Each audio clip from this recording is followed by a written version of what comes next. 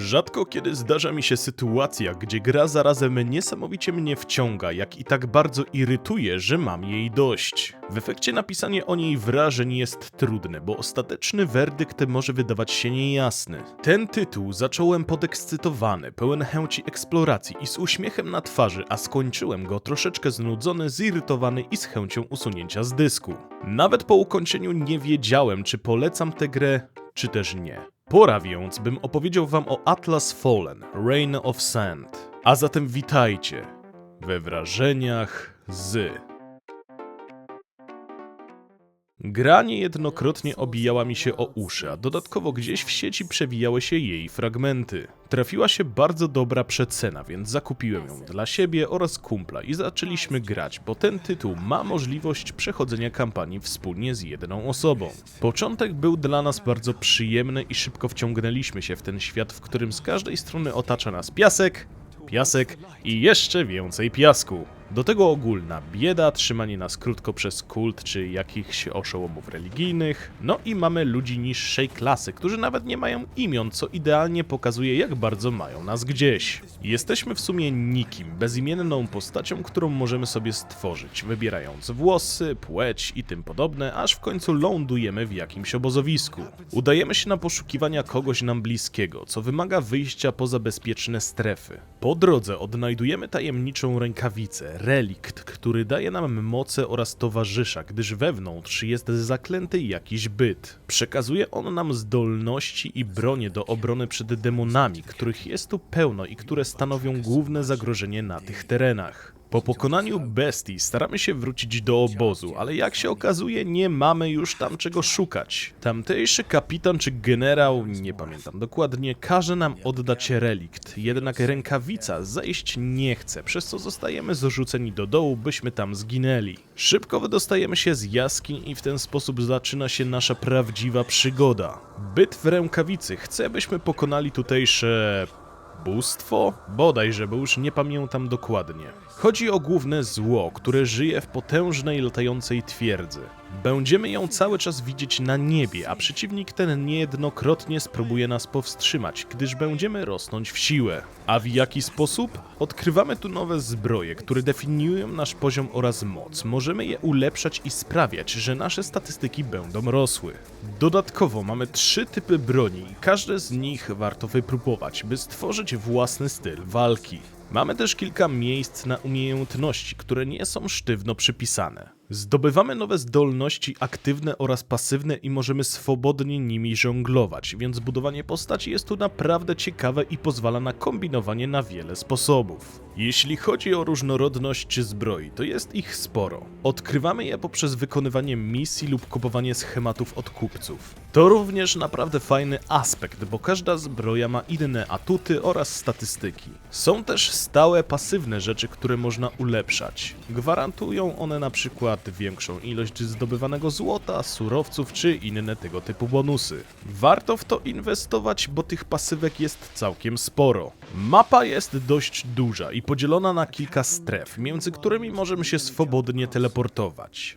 Dodatkowo jest tu mnóstwo rzeczy do zrobienia, bo prócz misji głównych w tak zniszczonym świecie sporo osób prosi nas o pomoc, więc nie zabraknie nam zadań pobocznych. Po świecie poruszamy się swobodnie biegając lub ślizgając się po piasku niczym na łyżwach, co jest dość ciekawym sposobem podróżowania. W trakcie zwiedzania natkniemy się na mnóstwo przeciwników, z czego część będzie naprawdę potężna. Jak już wspominałem, naszymi głównymi wrogami są demony. Prócz takich zwykłych, mniejszych trafiają się potężni oponenci, których pokonanie gwarantuje nam dobre łupy i cenne surowce. Potrafią oni wyłonić się znikąd i są dość różnorodni. Jest chociażby piaskowy wąż, który do nas strzela i chowa się pod ziemią, ogromny krab, który potrafi solidnie przyłożyć, czy coś w stylu wiwerny. Atrakcji tu nie zabraknie. Sama fabuła czy historia jest dość prosta.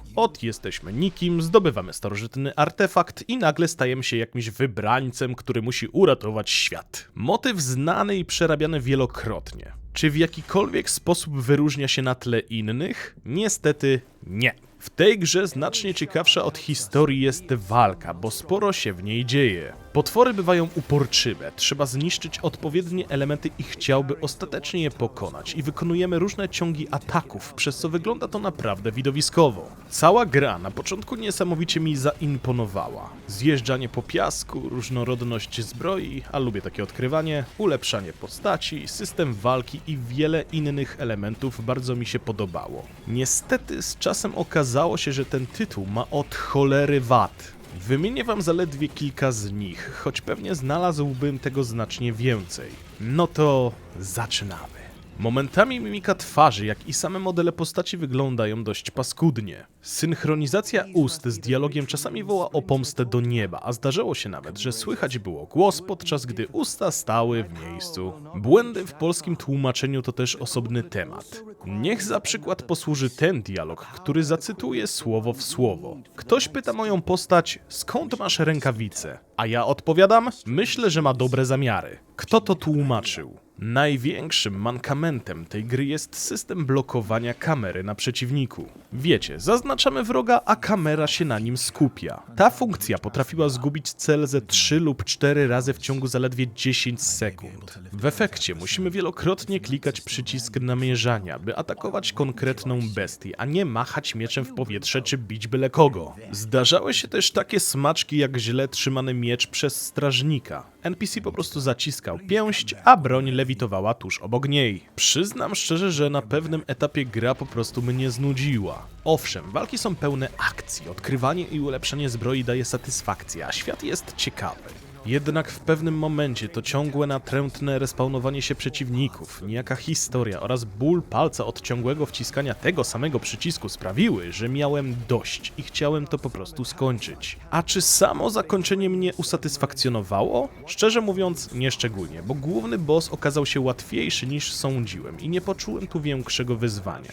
Więc, czy ostatecznie poleciłbym ten tytuł? Szczerze to chyba nie. I podkreślam słowo chyba, bo jakąś tam przyjemność z tej gry czerpałem, ale ma ona na tyle dużo błędów, niedoróbek i to zjebane blokowanie kamery na wrogu, że pod koniec bardziej mnie irytowała niż dawała frajdę. Okej, przejdźmy do małego podsumowania. Technicznie pod względem stabilnych klatek na sekundę czy braku crashy jest git. Jednak drobnych i większych błędów jest tu mnóstwo i naprawdę przydałoby się to połatać, bo momentami łapałem się za głowę z pytaniem, co tu się dzieje. Audio było przyjemne dla ucha, zarówno pod względem muzyki, jak i samych efektów walki. Ten aspekt jest na plus. Gameplay był zarazem przyjemny, jak i irytujący, więc w tej kwestii mamy mocno mieszane odczucia. Grafika bywała ładna, urokliwa i ciekawa, ale zdarzały się momenty, gdy patrzyło się na postacie i ich twarze, a na własnej gębie malował się grymas zniesmaczenia, bo wyglądało to po prostu źle. Gdyby poprawiono w niej wiele rzeczy, gra ta mogłaby być naprawdę solidnym tytułem.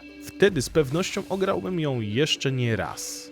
Nie dziwię się jednak negatywnym recenzjom i zarzutom kierowanym w stronę twórców Atlasa. Ta gra miała i nadal ma potencjał, ale w jej aktualnym stanie na pewnym etapie była dla mnie już niegrywalna. Miałem zwyczajnie dość, a efekciarskie walki już mi tego nie rekompensowały. Nie umiem polecić tego tytułu z czystym sumieniem, więc musicie sami zdecydować, czy chcecie wydać na niego jakiekolwiek pieniądze i dać się wciągnąć w ten piaszczysty świat.